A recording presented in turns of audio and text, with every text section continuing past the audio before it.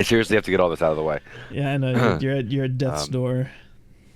Hello and welcome again to the Pregame Network podcast. It's episode 34, joined by your gracious hosts, Dan and Anthony. Back to talk about more video game stuff and primarily the Game Awards since that just aired like 2 days ago. Yeah, I apologize for my voice because I have been sick, but nothing good stands in the way of this show. So here I am.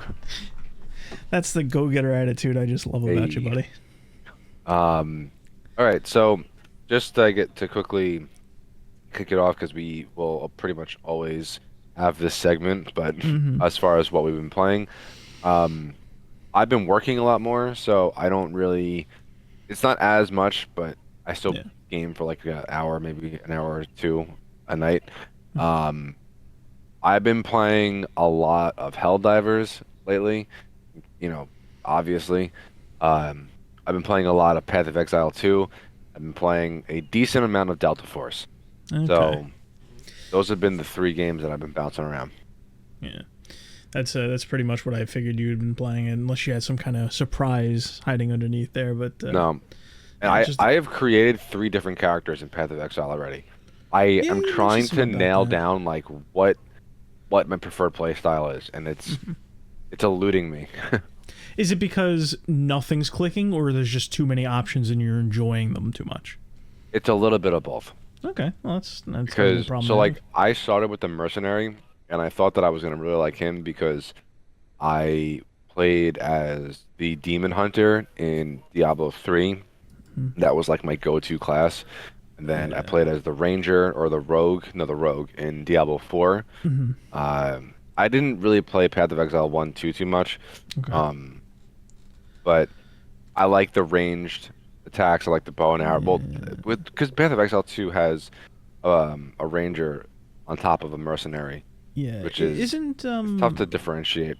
I isn't haven't the played ranger yet. mercenary the one where it's just like there's like a mode you can go into where it like briefly turns it into like what's a twin stick shooter or something? I feel Well, like we that's talked kind about this or of heard about it. no, that's just kind of how it plays. Okay. He runs around with a crossbow, and Okay. yeah, Okay. you could switch between different bolt types or ammo types. Like Gotcha. the Okay. fragmentation arrow is a shotgun, the armor piercing or rapid fire is just like the standard machine gun. The regular shot is Okay. just, a single shot bolt. So that's what that means. Okay. Um, as far as Delta Force goes, I actually enjoy it more than Battlefield 2042. I mean, It's not a very that's high bar to understandable. clear, Yeah. but it really soars in the customization aspect of things. So that is pretty cool. So But we can are go into that you later. just real quick before we go nuts into it, just because when you had first described the customization to me, you would hmm kind of mention that it was a little too much at the time. Have you warmed up to it? Yeah, a little bit. I mean, it's definitely easy to understand. It's just that the fact that there is so much choice. Okay. I Yeah, love choice. yeah. Um, there's just so much choice, and then on top of there being a plethora of options to choose from, like you can calibrate each attachment after you've equipped it to your gun. So Hmm. like if you put a foregrip on like an M4, right?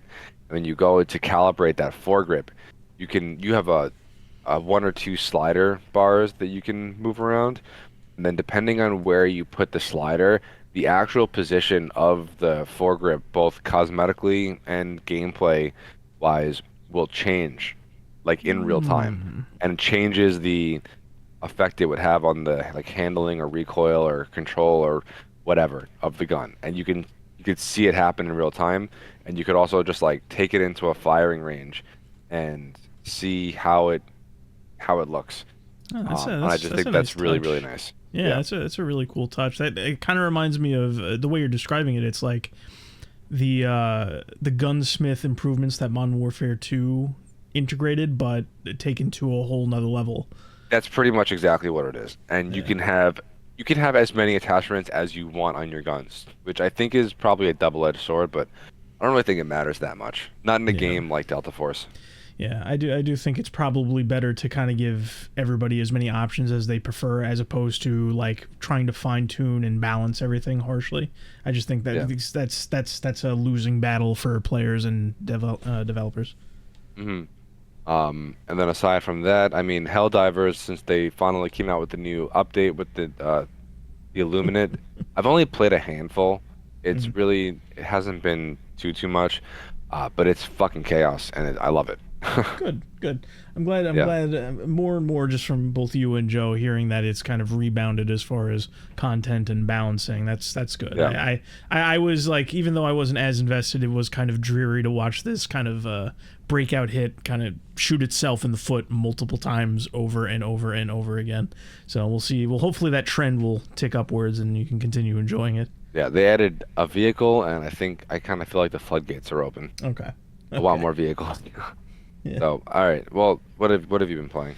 I mean, me, it's mainly like I've been working on too much video stuff to really branch out and try new things. I'm going to try and, do that last gasp kind of thing in the next 2 weeks just before the year ends, kind of like what I alluded to a while ago, hmm where I'm just playing new things. But right now it's just been the usual. I've been playing my fighting games, my new gotcha addiction. Not addiction. Yeah, That's what's with that? it's just I don't know. I'm enjoying them. I'm not the kind of guy that's going to sit there and grind all day. Once I've gotten past the, you know, like I said a couple weeks ago, where I'm just like, okay, we're gonna get you hooked by giving you a bunch of bonuses up front in the early game. I'm Mhm. past that in both Genshin and Girls Frontline, so it's just like it's a passive kind of thing where I turn it on, I do quests or I do levels, and I'm enjoying them enough. Girls Frontline in particular, I'm really enjoying just because I mentioned it's like an XCOM kind of thing, and I'm really enjoying the fact that I have something to scratch that itch. Mhm. So it's just been those games, those fighting games, and the only other thing I've really played is Marvel Rivals and Dead Rising games. Just because Dead Rising, I need to do, I need more footage for videos, and then I just end up sitting there playing it because I like the Dead Rising series. And then Marvel Rivals is something that both my brothers and Harrison are just Yeah, like what do you that's think the of game that we play. game? I'm curious about your opinion on Marvel Rivals. My opinion is pretty much the same as when I briefly went over it, where it's literally just it fills that niche. It scratches that itch for anybody who's kind of like disillusioned by the route that Overwatch went. You could tune into Rivals and have some fun if you're amenable to the changes with stuff like perspective. If you wanted the one hmm to one with Overwatch, you're not going to get that, and that's a good thing in my opinion. But it does fill that role or it fills that niche that Overwatch left as it became more competitively balanced and kind of just run into the ground by whatever amateurish team kind of took the reins over the last 8 years.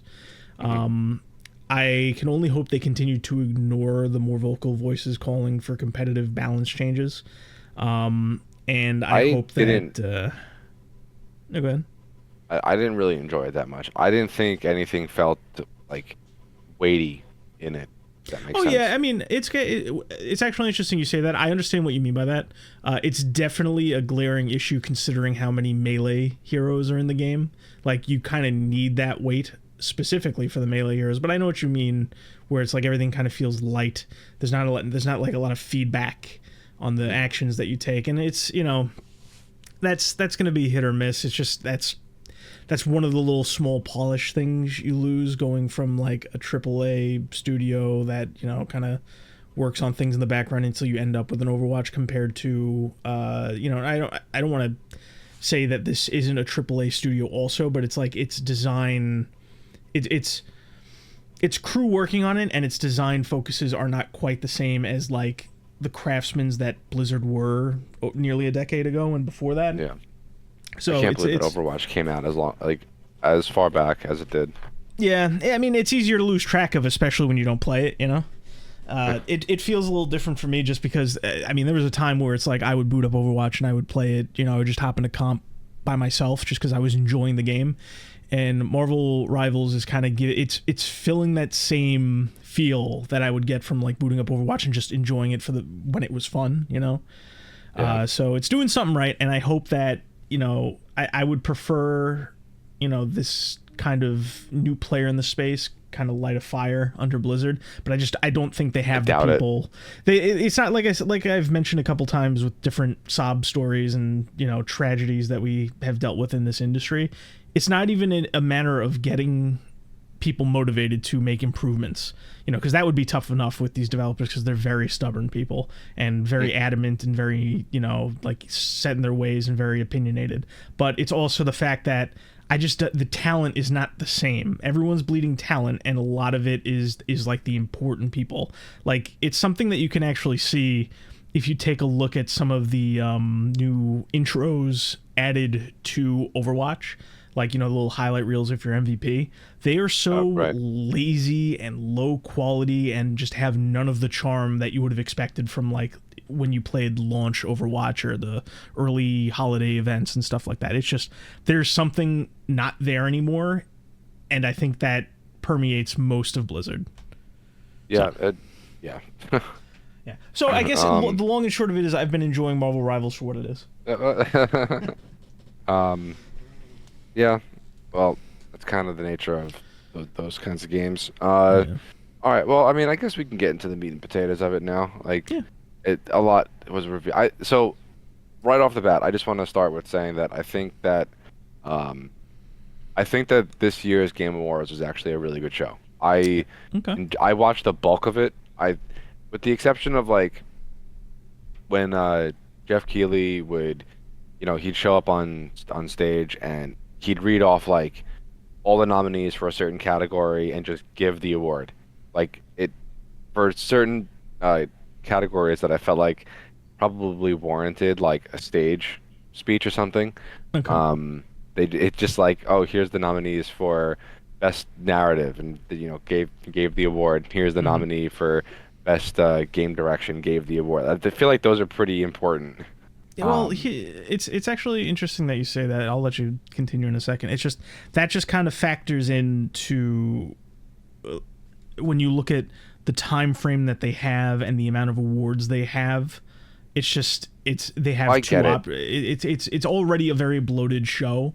I agree with you that there deserves to be a bit more fanfare. In previous years there has been, where like even if I'm just sitting there and I roll my eyes, it's like you need to be able to just like sit there and give like a paragraph of like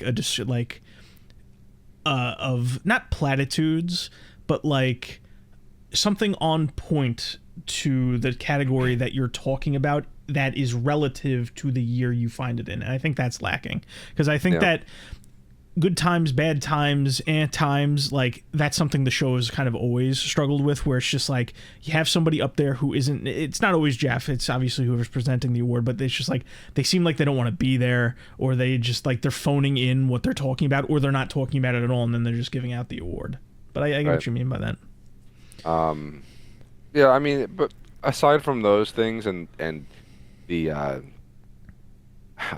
called it like the ad awards at one point when I was watching it just to myself. I'm like, oh, I'm watching the ad award. Oh wait, the game awards. Yeah. It's so much marketing, but I guess that's kind of how all this shit gets paid for. So that is what it is. It's just, as far as talking about this, like going forward, I think I'm gonna give you something that I wrote down for myself, and then I'm gonna go like to what I think is like the smallest thing up to like the largest thing. Okay. And we'll just go back and forth like that, I think. Yeah. So something that I thought was kind of funny was when Kojima came up with his interpreter. He just kept on going on and on and on. Like, he spoke for like maybe like 2 to 3 minutes. It wasn't like a sentence and then the interpreter translates it. It was like he gave his entire speech and then his interpreter translated it. It's nothing here nor there. I just thought it was funny. No, that's pretty funny. That's the thing with Kojima, is like he never at any point learned English. And I'm not saying he has to, but he was never that guy. There was a few times where he tried speaking in English. Like I remember the year that Revengeance got announced, I think he tried to speak in English despite not knowing the language, and it's just ever since that time he's either not spoken or spoken through an interpreter, as far as I remember. But it's actually funny you mentioned Kojima because I always forget their names. The two Muppets, like the two old guys. Oh that yeah, were the, I don't know. yeah, I always it's I know who something you're in talking about. I don't know Waldorf. what the names are. I've Yeah, I've something in I've always Waldorf. loved them, like even when I was younger. But like those are the two Muppets I'm okay with them being at the Game Awards. I have no idea how that fucking trend started. I always forget how that fucking trend started. But those two were those two were a highlight for me whenever they showed up. And with Kojima, there was one point where. What was the joke? It's just like, did you know Jeff is friends with Kojima? And like the other one just goes like, do you think Kojima knows? I was fucking dying because like everybody loves to joke that Jeff just verbally fillets Kojima whenever humanly possible. Like he loves that man something fierce. So I thought that was pretty funny that they acknowledged it in some way, even though so that got a kick out of me when that happened. Yeah, that yeah. That's funny. Anyway, what's something small that you have? I mean, from the pre-show, they showed off a new Ninja Gaiden game. I was surprised by that, and a 2D one at that. Yeah, side scroller. Yeah, because I mean, I don't know how familiar you are with the Ninja Gaiden games, but that's where it started. It started on the NES with side scrolling, like one of those ball-breakingly difficult 2D side scrollers at the time. I think this one is probably going to be more explorative, like a Metroidvania, but either case, it looks really cool. It looks really fun. It's apparently done by the devs that did Shredder's Revenge. It doesn't look like it's an in-house thing. It's just it's an outsourced project. So we'll see how that goes. It was a pleasant surprise. It's not one of those like, frothing at the mouth cheering moments, but it's like, I mean, oh wow, I wasn't expecting that. It's neat. So we'll see what goes with that. You were saying that you were surprised several times. Yes, throughout the show. Because I didn't get a chance to really talk about how I felt about the show. I thought it was okay, but there were a few announcements that got me going, wow, I'm actually excited for this game, or it's just something that not something that there's more than a few that people will go like, oh, this looks great, this looks phenomenal, but it's like returning franchises that got my attention, and I'm just like, that's cool to me. Plenty of pleasant surprises. Yeah. All right. Well, what's that other small thing that I have? And I'm not going in any particular order. I'm just reading off of my notes, just things that I think are ascending in importance. Let's see. They announced a new Onimusha game. That was cool. I never played the originals, but I always wanted to. I never got around to it. That was one of my. Oh, that's a really nice surprise because I'm not. It's not like Resident Evil level for me, but I do really like Onimusha as a series. Yeah, so that was nice. Yeah, so that was cool. I mean, there's not really much to say. They just like, oh, here's a trailer. There's a little bit of gameplay. I mean, I'm really hoping that this isn't Capcom's way of like saying, hey, people like those Souls-like ARPGs, let's make our own, because Onimusha is one of those Capcom franchises that branched off from Resident Evil, and and because of that, it's one of those things where it hasn't been afraid to experiment. So I'm afraid Capcom will use that as an excuse, that with the setting, and say like, all right, let's do our own version of a Souls-like. That's my only worry. Other than that, it looks really cool. Yeah. All right, well, hit me with something small that you got now. You mentioned, so you just mentioned Onimusha as that. One of the things that something small that it's like I'm kind of mixed on is that Pac-Man game that's based on the Secret Level episode. Oh my god, yeah, I saw that. First of all, that Secret Level episode was fucking weird. Yeah, I'm not gonna bother watching Secret Level right away, but like, it's either the episode was based on this project, or the project was based on. You never know because they came out and were announced in such close proximity to each other. Concord, that's for sure. But yeah, but I'm just saying, like, because of the nature of the development of the episode in the game and how the timelines work, I'm curious to see what inspired what. Yeah. The one thing I will say about that is, while I'm not keen on the idea, I think it's a very like. I don't even know how you would describe these games, where it's like almost like a Bomberman Act Zero. If you ever heard of that game, it's like a grim, gritty take on Bomberman. It's like you have weird. Oh yeah, I've played Bomberman before, mostly on like Game Boy. Yeah, but like imagine that cutesy, Bomberman. Sometimes it drifts into action, but like they decided to make like it's almost its own version of Ratchet Deadlocked, but it's Oh, like it goes yeah, no, I really far into that. But anyway, I digress. It's just like I'm not too keen on this weird take on Pac-Man, but right. it's got like a bunch of like high level names but like people would recognize working on it as like the director and the producer. So I'm curious to see how it turns out. But even if I'm not particularly keen on the idea myself, so that was just, it was surprising, not in a like I gotta have this way, but just like from the announcement of the game, the fact that they actually coupled the two together to like all the names from Namco coming out and saying, yeah, I worked on this, check it out. I'm just like, oh, that's interesting. Yeah. Um, well, I'm gonna let's see, what do I have written down here? No, I'm gonna split these two up because one thing I think is funny, the other thing I'm actually looking forward to. I'll start with the funny one first. We got a new gameplay trailer for Fragpunk. Very subtle, but Hey, yeah, I don't want to say anything. It's still not something that's on my radar to the point where I forgot to play the beta test when it was out. mhm. But it maybe it's just the bar is so low, but it looks more appealing than it did before. Well, did you go back and watch like the original announcement trailer and then watch what they just came out with? I feel like that would give you more context. I did not do a deep comparison. Why do you say that? No, well, no reason in particular. I just feel like your your recollection of it like might be skewed because you remember it being something that you were not interested in at all, That's and then you're possible. seeing this new trailer, and then maybe they did change something, Okay. and it's like, okay, this looks a little bit more interesting. I mean, it's possible. You never know. But I didn't go back and do like a deep dive comparison. And I I don't mean, even think. I just would have gone back and watched the original announcement trailer versus this new gameplay trailer. Mm, That's all I'm saying. I gotcha. I don't. It sounds like you're leading me on to something, but there's no punchline. No, no, Just no, no, I no, wouldn't have. no. No, not at all. Yeah, but Um, I mean, it looks more appealing than it did before, but they didn't show me anything new. That's why I well, it's find it going to be strange. free to play, right? And it's Yeah. also coming to Game Pass, I think. Like, Well, one or I'll the other. try I it. mean, I'll try it with you if you want. Yeah, I mean, no skin off my nose. yeah. Um, let's see. Do you have anything that's like in the same caliber, or otherwise I'm just gonna move on? Not quite the same caliber, but to kind of nudge it like up a notch. Okay. Just because it factors into the other thing that I like. Okami's getting a sequel. That's a pretty big deal.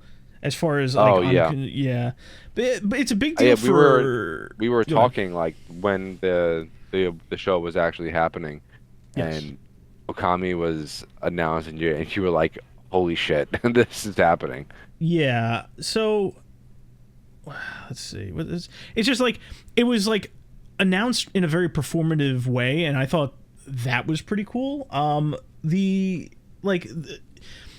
I don't know if it's just because I've been sleeping on like some news or whatever, but this is also the first time I heard that Hideki Kamiya was with a new studio.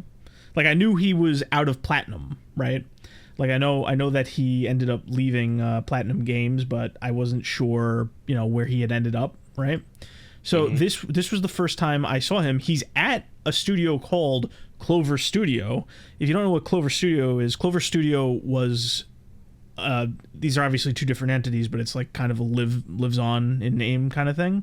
Yeah. Was a studio founded by Capcom that did a bunch of experimental titles during the GameCube, PlayStation 2 era. Like they did Okami, Beautiful Joe, God Hand, and a few other things. Not too many because like they were shuttered very very shortly. I think they did all those games I mentioned and maybe one more, or maybe it may have just been just those games. But the whole point is this kind of opens the door.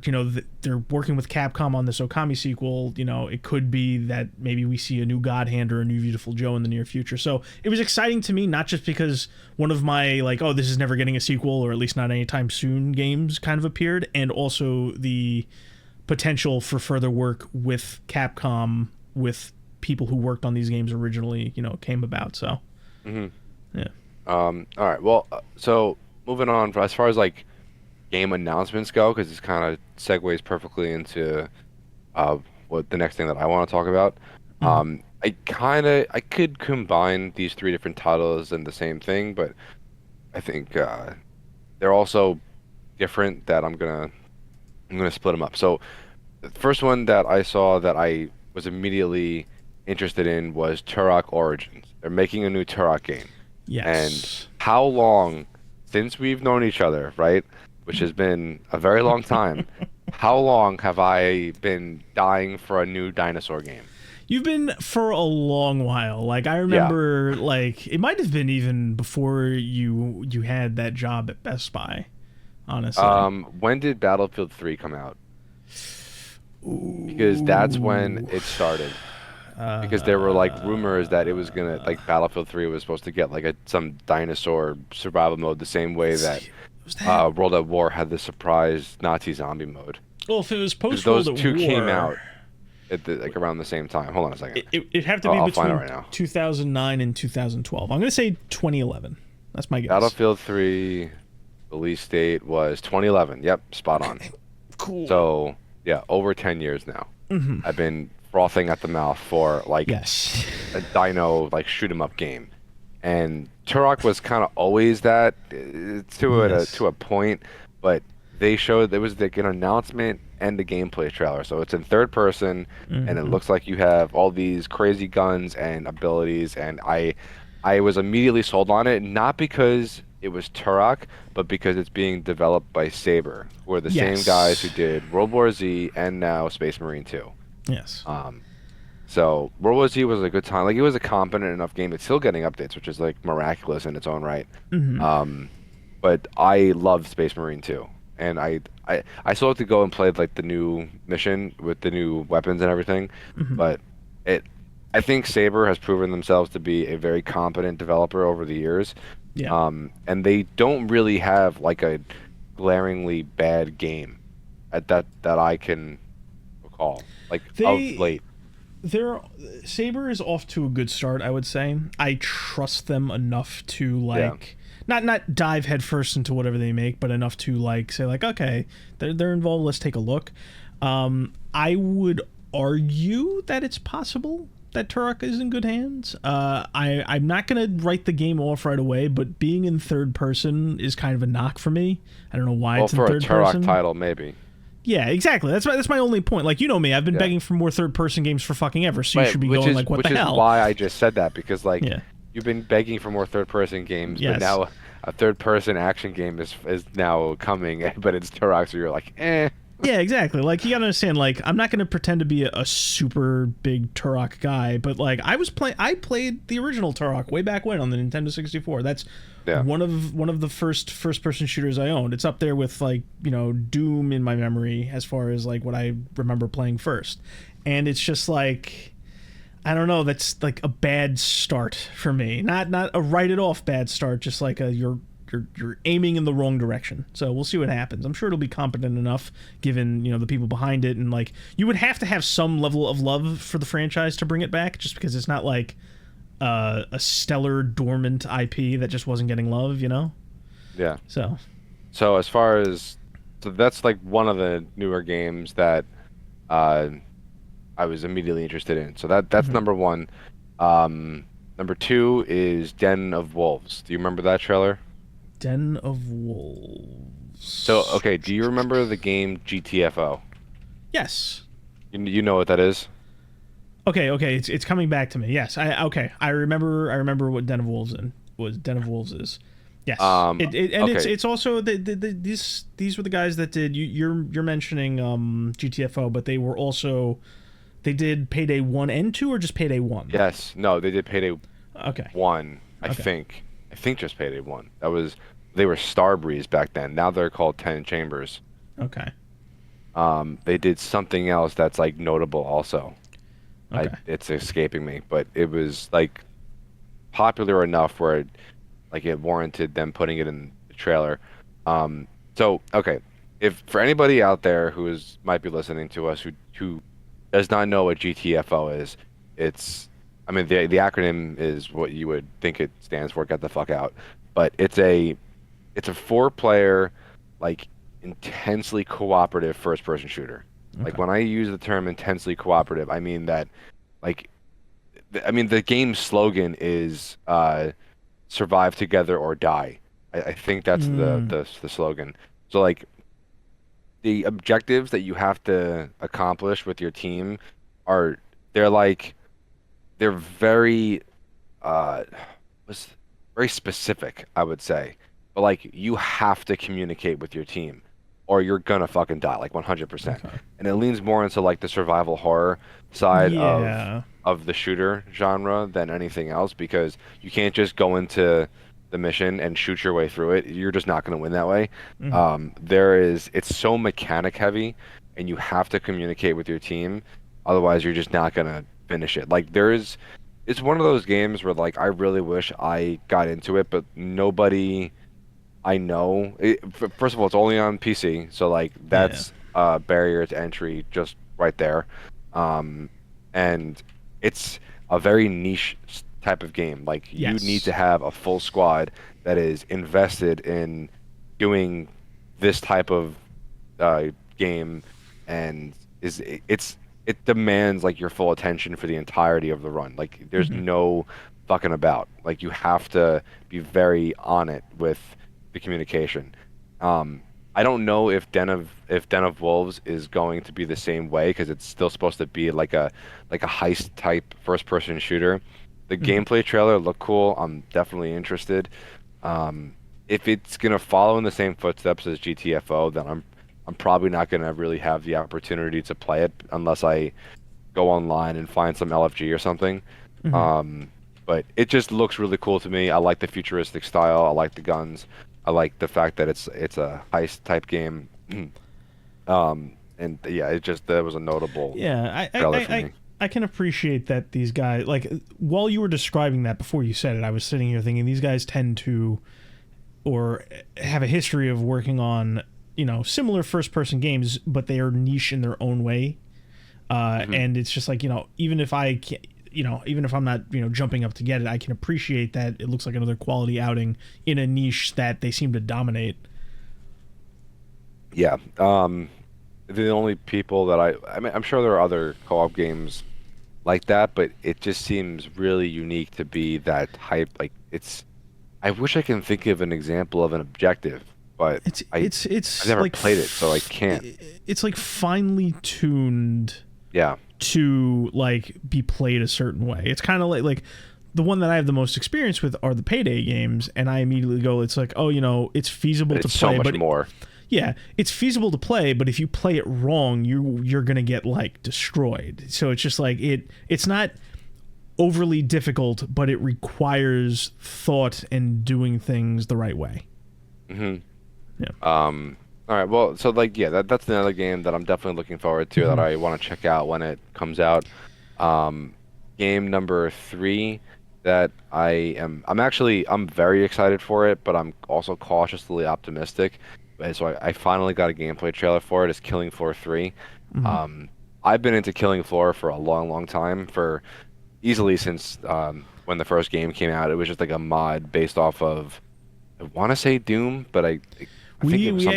actually we actually had this exact same Yeah, conversation yeah, I know we did. like early episodes, and basically I think my guess was it's Half Life but with Counter Strike's systems, but it might just Yeah, be Counter Strike. I'm not entirely certain because I had played it when it was new, way back when, and I didn't yeah. So Killing Floor 1 was a lot of fun. Killing Floor 2, um, really good. I loved it. depends on when you People are jumped in. hating hardcore on Killing Floor 3, So because of the way their specialist system is. okay, yes, we've talked about this before. It's starting to come back to Yeah, me a little bit. it's getting worse. Oh no! It's But getting, when you but say apparently getting worse, do you mean what they're doing to the game, or how people are reacting to it is getting worse? how people are perceiving it. Okay. And I don't know if I'm like I agree a little bit, but I there's like almost all the comments that I see are, oh, I'm not gonna play this now because it has these specialists like hero style shooters, Hmm. hero shooter elements to it, which Hmm. I think is kind of a ridiculous claim because if you go back and play Killing Floor 2, you have the perk system, Hmm. which is essentially the same thing. Like if you play as the commando, you can really only use effectively like machine guns and rifles. Like if you play as SWAT, you can only use like precision based weapons. If you play as the Berserker, you can only really use the melee weapons to be Hmm. effective, which is kind of the same thing. And as far as I understand it, they Tripwire wanted to include the whole aspect of specialists in Killing Floor 2, but it just never made the cut like during development, so they had to omit it. But apparently it was a thing that they wanted to do from the beginning. Okay. And all these people that are championing Killing Floor 2 that are supposedly going to boycott Killing Floor 3, first of all, I think they're full of shit. Yeah. Second of all, I think we need to wait and see like exactly how they're going to be played, like what the play style of these characters are. Yeah. It's one thing for the characters to be like bland from like a voice acting or a lore perspective, um, which I also see arguments for that of like, oh, these characters seem just boring in comparison to the old ones, which is, fine. But for me, I'm not really playing it for the voice lines, you know? I just want to go and shoot some Zeds. Um, and I just think people are being a little bit ridiculous of it. Killing Floor 3, the gameplay trailer looked really cool. I thought it looked like a lot of fun, Hmm. and I signed up for the beta, and I'll report back on that once I play it. Excellent. I mean, it's just to kind of comment on it a little. I would say my only 2 cents on that is when it comes to specialists versus a perk system, it's just like it seems like it's one more direction towards being a little bit more restrictive than people would like, and I have a feeling that's why people are freaking out over it. Like it's one thing to select your character, then select your specialty, and then go with your perks and whatnot. And I only say this kind of like half blind because I didn't play Killing Floor 2 at launch. I played it with you like early mid, and then like it changed after that, so I could be talking about a completely different game now. Uh-huh. But it like it's I think the reason people would, it sounds like people are upset because instead of like selecting your character, selecting what you're going to be doing with that character and then getting perks and all that kind of stuff, it sounds like they're kind of moving not towards a hero shooter but like character based, and I think people just want a little bit more of degree of control over that.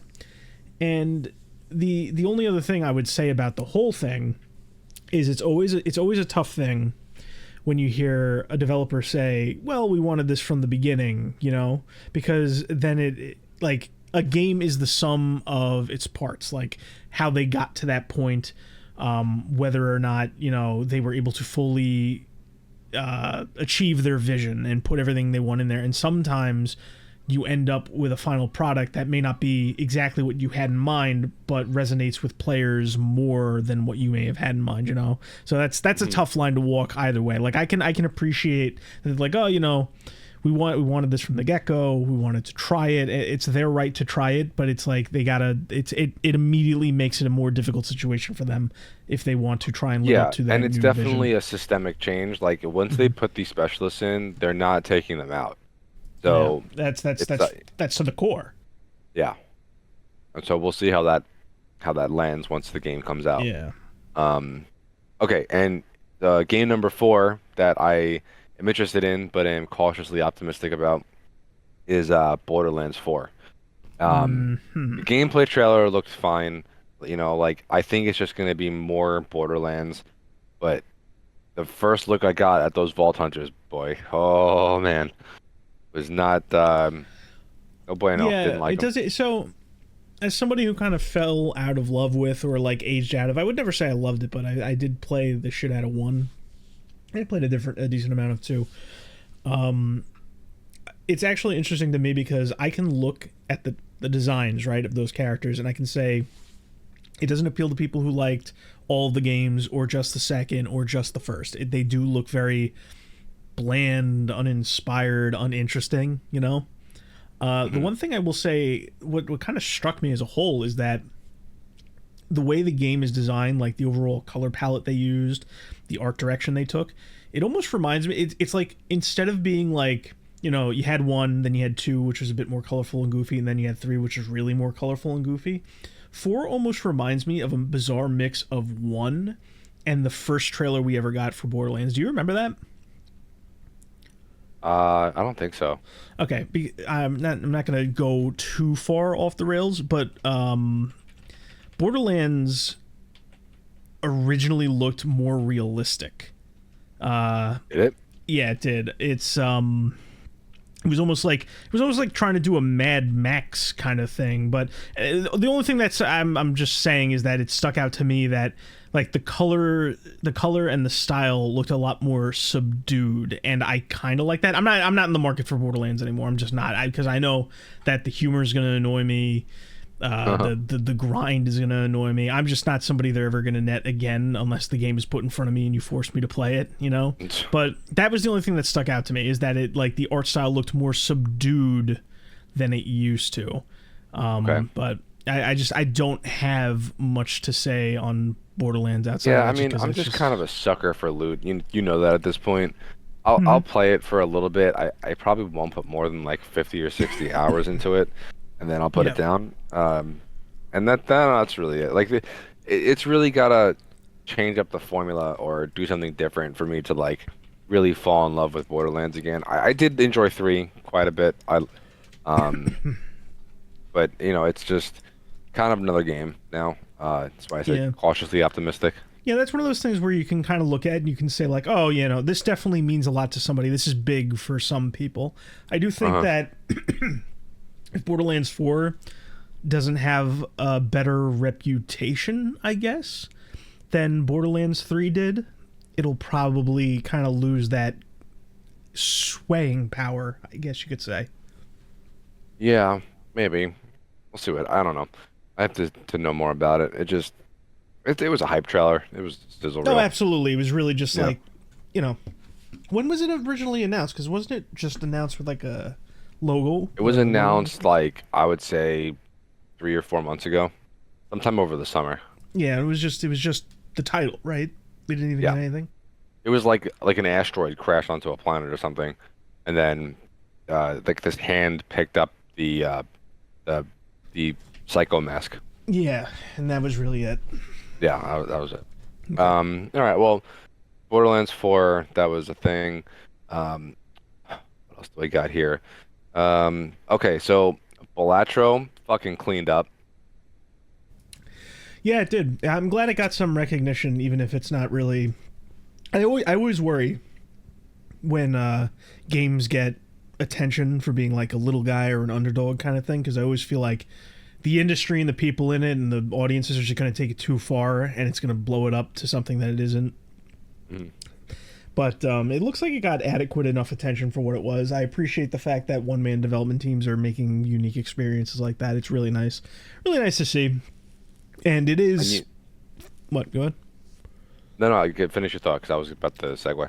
No, all I was gonna say is, like, it is nice for what it is. It's got very fun gameplay. It's definitely a sit down time killer kind of game. I played it in front of Luke and Harrison the other day, and Luke immediately wanted to go back and play it. Harrison's immediately like, "I gotta buy this. This looks like a lot of fun. Just another way to kill time. Like, it's almost like it's in the solitaire category of games where you can just sit Yeah, down and kill tons of time.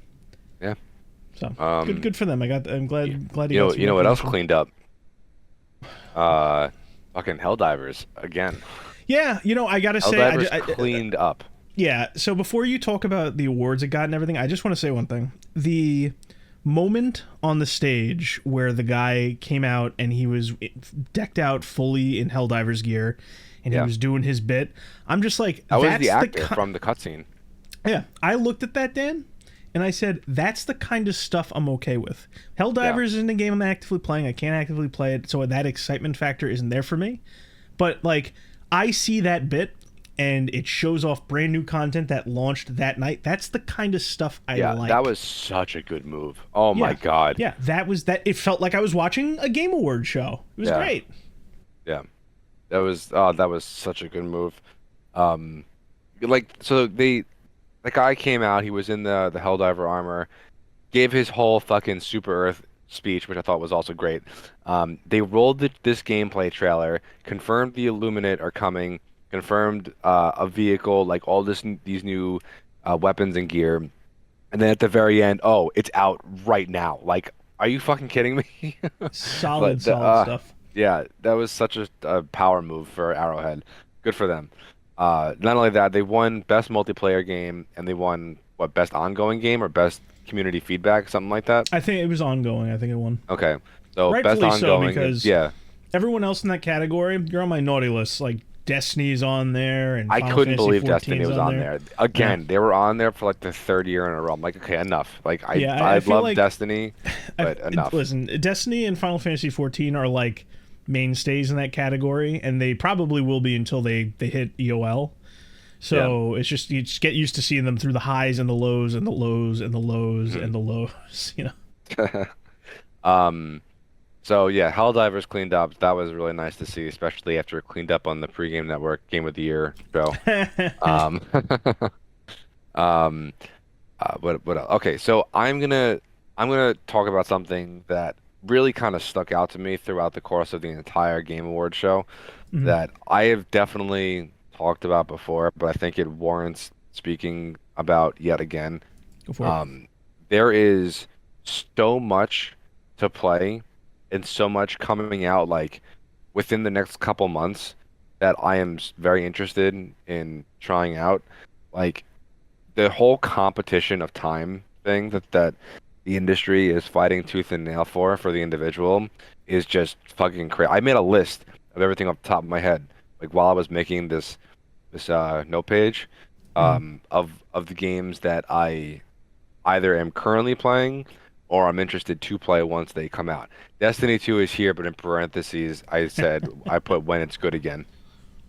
Um, yeah, Hopefully that day never comes because yeah. it's time for you to actually play video games again. So just fucking like from off the top of my head, I listed Helldivers 2, COD, Path of Exile 2, Deep Rock Galactic, Witchfire, Space Marine 2, Borderlands 4, Dark Tide, Delta Force, Destiny 2, When It's Good Again, Den of Wolves, Turok, Mecha Break, and Steel Hunters. Those I last mean, two, I feel like I'm not gonna really like, but I just still want to try them. I'm Um, before you continue, I just gotta say I'm surprised none of us have tried Mecha Break yet, especially it's now not that it's out. getting. It isn't. I thought it was out. I'm pretty positive it's not out. Hold Didn't on, I it will come check out right the now. day after it was shown at the Xbox show? Mecha Break, it's on Steam. No, it's coming out in 2025. Okay, well, okay, I Yeah. guess that'll be a one we have to play because it went for like every time I saw a trailer, I'd be like, oh, that looks really cool. We should try that. And then like I had people say, It oh, it's looks a battle. bonkers.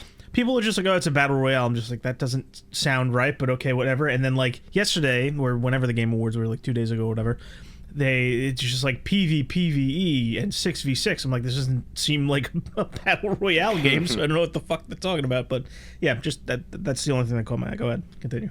Yeah, no, I'm watching the gameplay, the gameplay trailer from the Game Awards now, and it just looks like fucking sensory overload, Yeah, there's like a lot going on in that game. real bad, like in a good way. Yeah. But like holy shit, like I love my mechs. This is crazy. This is a lot happening. Yeah, So that's another niche that's somewhat neglected. Or mech games. It's like you have Armored Core, and then what else? yeah, um, so that's one thing. Um, yeah, it just there's just too much. There's too much, and all these games are massive. They just there's so Yeah, much to do in each of them. I think the tricky thing about games in general, but mainly like the little list that you brought up, is that a lot of them are like oriented in like multiplayer or Hmm. live service, and that makes it rather difficult. I mean, don't get me wrong. If you end up liking those games, like you talk about Dark Tide a lot, you end up in a really good spot if you manage to hit a game that you both like and a game that's supported adequately. But it's Hmm. like if you try to juggle too many of them, you're gonna lose your fucking mind. And the problem is you almost have no other options because those satisfying single player experiences are few and far between. You know, like Yeah. when I play the different games that I play, it's like, I have stuff in the background while I'm doing other things, and that works because I'm either playing free to play gacha, or I'm playing fighting games, or I'm playing games that I've played before. When I get a new single player game that I enjoy, everything else stops. I just play it, I sit down, and it's done in like a day to 4 days, depending on how long the game is. Like that's how I played Dragon's Dogma and Kunitsugami, is because it's like those are just single player games you can take at your own pace. So I would say that that problem is not just the fact that developers are fighting for your time because the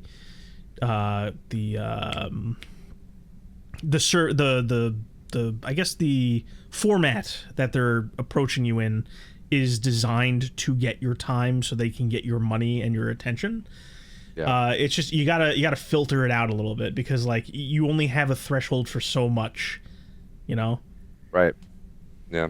But I just wanted to bring that up because, like, as a gamer who has different tastes in a lot of different genres, Mhm. it's almost saddening to a point that, not only that, like, I have a life, I work, I've got a lot of shit going on in my life.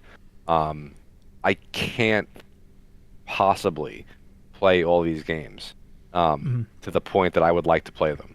Yes. And that's why, like, it's great to be into this shit, but it's also kind of sucks that, like, you even if I didn't have like as much going on as I do, like, nobody can juggle this amount of games that they want to play at one time. No, Um, yeah. I definitely I get where you're coming from. I do think it's just I think that's more or less just where like even if you didn't have, all the stuff going on, it's just it's very indicative of the industry proper, I would say. Like yeah, I think there will be a point in time and you could experience this now if you really wanted to, just because we've talked ad nauseum about how many games you haven't played from the yeah, past, right?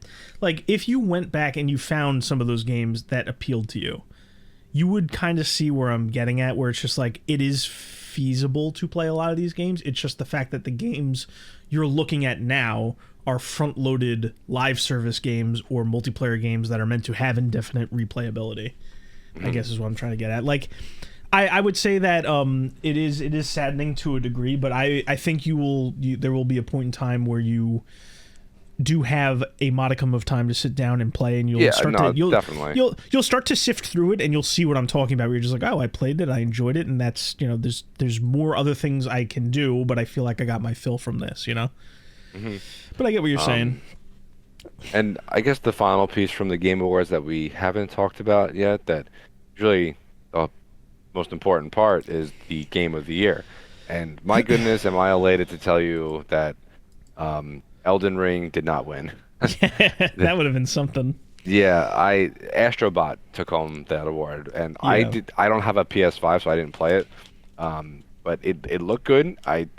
Every review and opinion that I saw about it was gushing over it, so good for Yeah. that team. Um, So but yeah, I'm glad that DLC didn't win. there are two unrelated. There's one thing relating to Astrobot just to kind of get my feelings out on that, and another thing not related to it, which because I think it happened right as Astrobot won the award. Hmm. So the first thing I'll say about Astrobot, you mentioned you didn't play it. I haven't played it either. My opinion on it is I'm very, very, very mixed on it from the outside looking in, because it's got this charm about it. It's got this lively art style, right? Hmm. But the opposite side of that is that it's still like it's got that unreal sheen that I think we talked about at one point, where it feels like it's not quite there yet, right? And it looks like it focuses on fun. There's a lot of people are riding it hard, basically saying like, oh, it's an amazing platform, you never seen anything like that. But whenever I look at it, it's just really good platforming that we've seen before, all kind of mixed together in a package. And that's not a knock against it. I'm just saying it's not really revolutionary. It looks very entertaining to play. It looks like a very particular platformer, but it doesn't quite have the substance to me, whenever I look at it. Well, yeah, I get where you're coming from a certain perspective or Yeah. certain point, but, like, neither of us played it, so we're really I know not authorities on it. it's just it's so weird. It's like I don't know, you ever look at something being done and it's just like they talk about like all the good that it's doing, right? And you raise an eyebrow and it's just like something smells funny about it. That's the kind of view I get about Astrobot. And the other thing about Astrobot, I would say, is that you understand. I appreciate the fact that this kind of came from like the ashes of the Japan studio that Sony of the West, which is Sony proper at this point, tried so desperately to like just snuff out and kill. So there's a certain there's a certain irony there that I like, that Sony kind of like is just like they spend all this money on shit like Concord and cinematic experiences, and then the industry just falls head over heels for this little like platformer game. So there's that. I don't like, there's parts of it that like just really don't, that really rub me the wrong way though. Like I just, the aspect, like, you know how the whole game is like you got to rescue bots, and the bots represent different series that have a history with PlayStation. Something about that just feels like, I didn't even know that. I just knew it Yeah. was like a PlayStation themed platformer. yeah, and that's like the whole thing is you rescue these bots. They're like collectibles, and it's like they've got a widespread, like shit you would expect. Like there's a Kratos bot, there's a Jack bot, there's a Ratchet bot, and then there's like really niche shit. Like there's a fucking Guilty Gear bot in there, but it's like it's not like the modern Guilty Gear. It's the shit from PlayStation 1 like 25 years ago that only assholes like me have played.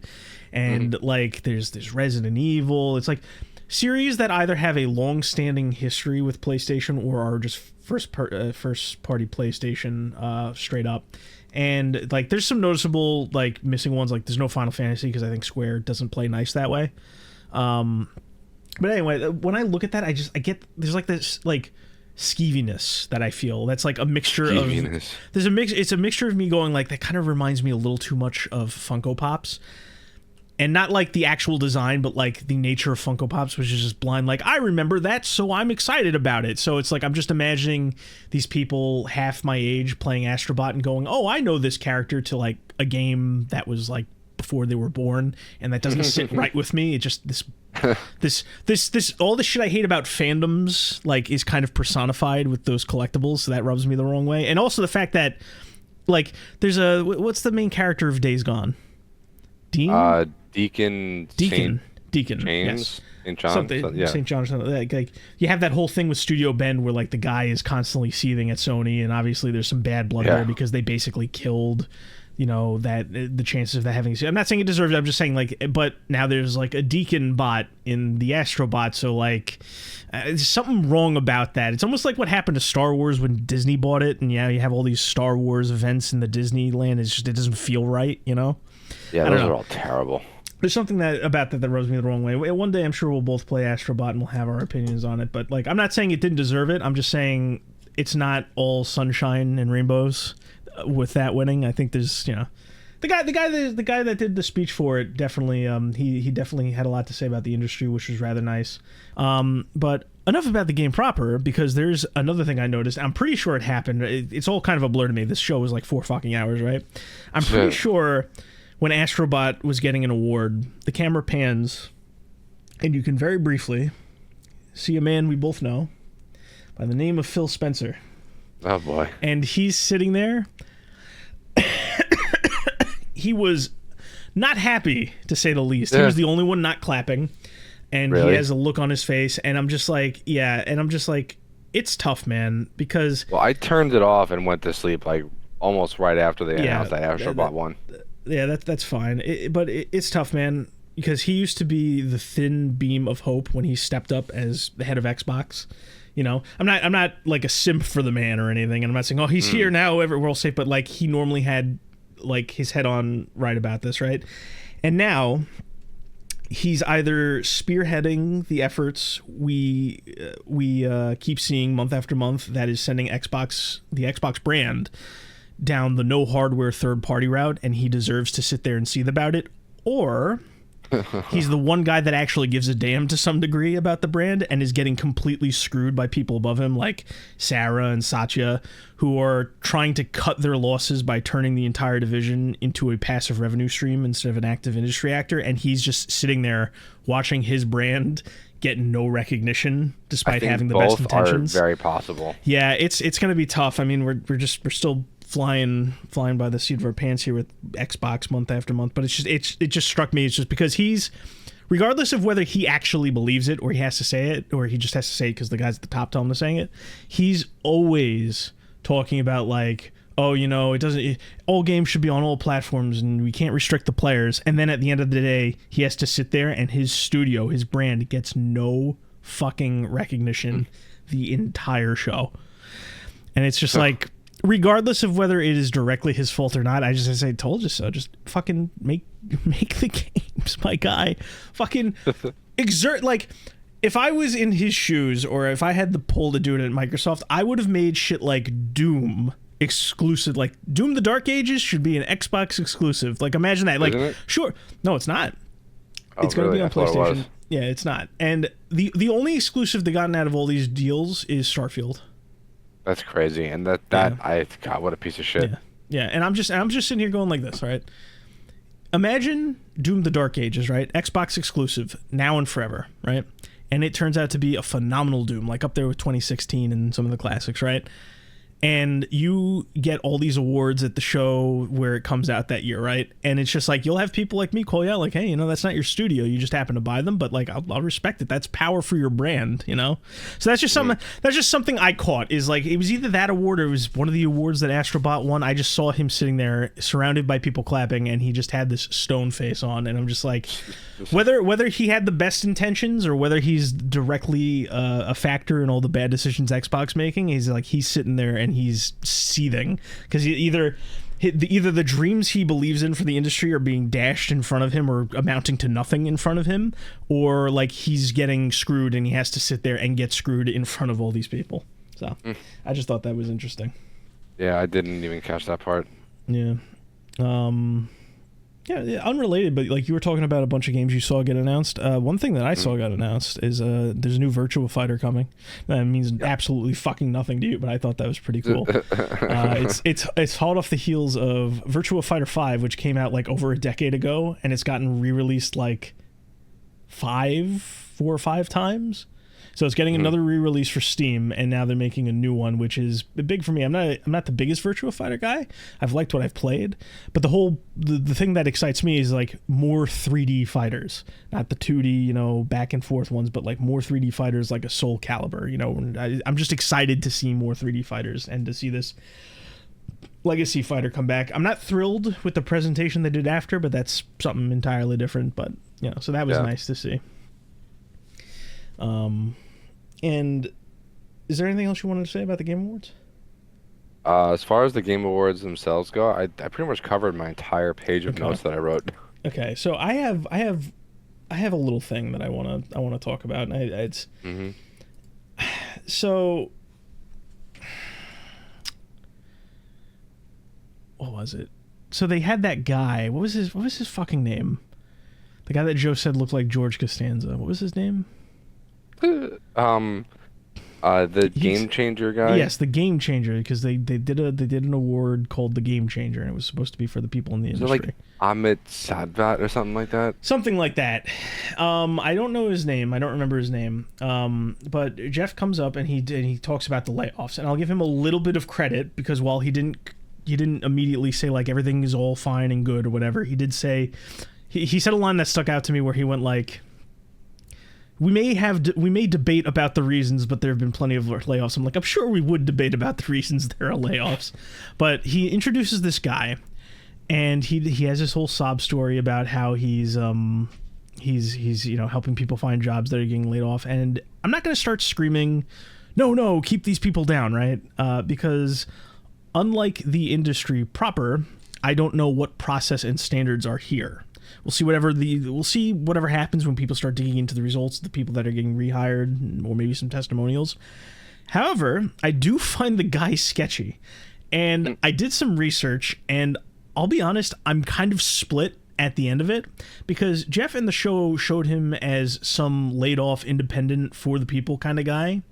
Meanwhile, his last job was with Amazon, and his active job is with Tencent, right? Huh. He is a man with incredibly powerful industry connections, right?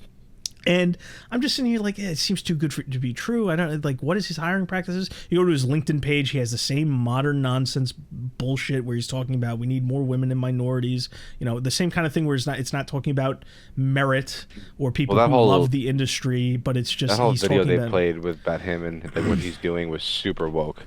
Oh, absolutely. And it's just like, it's so tough to be in this position, because it's one of those situations where these people are leveraging people suffering against you. Like, they'll call me and you bad people for questioning this, because it's like, these people got fired around the holidays and you're questioning the guy who found the work. I'm like, I question this guy because mainly because they showed him as, like, they made him out to be like an indie YouTuber, but he works at Tencent. Like, this is his job, and like, Yeah, it was a little sketchy. they didn't even really go into like what he did. He's just like, I made a spreadsheet, I typed in all these names, and I helped them find jobs. And I'm just like, that can't be all there is. So I go to I go to the Twitter AI thing, right? And so I love talking to the AI, not like full conversations, but I love, because I talk to it like a fucking supercomputer, like, you know, like Batman would walk into the Batcave and he would say, "Computer, do this." So I go up to the AI and I go, "Tell me everything you can about this man." And in the fucking highlights, you always got to check to cite this, but I just found it funny how the AI worded it. In the highlights, it said he was recently awarded something at the Game Awards, and it had bullet points as to what he actually did. The first fucking bullet point was he made a spreadsheet. I was dying laughing when I read that. So I'm no closer to knowing exactly what he does, but I know that they were lying about his connections. And I'll be completely honest, you know, he was sitting there, you know, crying, and I'm just like, I'm not going to judge his family life, you know, until like it's revealed that he's lying about it, which I'm not saying it is. I'm just saying, like, that's my threshold. When he walked off the stage, the camera panned. He was suspiciously dry in the eyes when he was walking off the stage. So maybe he's like some kind of actor. I don't know. This man, he just stuck out to me as like an industry plant kind of guy who's just like, we're gonna have this guy. We're gonna play him off to be something he's not, to alleviate how people feel about a certain issue. It struck me as very, very fucking odd, this guy. So I don't. That's the only thing that, like, of all like the major things, and there's a lot of announcements we didn't talk about that I don't give a shit about, but like that's the one thing that's really sticking out to me aside from the games that I was interested in, you know. Yeah. Like you said, it was a 4-hour fucking show. There's a lot. That's Yeah. Overall, though, I will say that, you know, I thought the show was okay. About as okay as it can be. They still had way too many celebrities, too much of a focus on acting. Like, they gave Troy Baker an award, or not an award, but like they had Harrison Ford come out and congratulate him on his indie performance, right? And I'm just like, Harrison Ford doesn't want to be there. You can tell he doesn't want to be there. Somebody said, I saw somebody said this, that gamers need to be more comfortable with not being taken seriously, and and why he said that and why I agree with it is literally just like, fucking, we shouldn't, like, don't wrangle actors who will just do it for like a paycheck. Don't bring these people in. You know, if Henry Cavill was on stage, I would kind of believe it, because everything, like, he's done enough groundwork to like make it believable that he would want to like be part of the show, right? But it's just like, you're getting all these people that just look awkward or miserable to be there, or like they've been typecast so they have to be there. I'm just like, you need to stop bloating it. Like, you're getting closer to trimming the appropriate fat, but you still have way too much shit there. Like, stop showing me celebrities.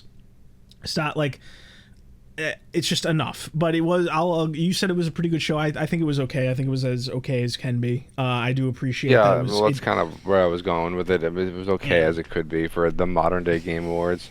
Yeah, I will say that a lot. Every time I think about something that happened at the awards and I go, I didn't like that, I immediately understand in my mind that one of the things causing this particular issue would be, oh, it's rooted in the industry itself. So there's only so much I can blame the show for, right? And that's a good thing. So even if I'm having an issue with the show, it's just an industry-wide problem, which isn't good, but I can say like, oh, wow, imagine if the industry wasn't the way it was and the show wasn't as bloated, it would be like a really good 3-hour show, you know? Mm-hmm. So, yeah. Well, but it's not. So. Yeah, we'll see what happens down the line as the industry gets better. We'll see if the show is able to keep pace with that. You know. Yeah. Well, I think that about does it then for this episode. Yeah. Yeah. Kind of went through a lot of it, all the stuff that we really cared about. Yep. Well, so I guess on that note, that was episode 34 of the Pregame Network podcast. I hope I said the right episode in the intro, because now I'm not sure if I did. I think you're right. And yeah, I guess we'll just see everybody next week. All right. Bye. Bye.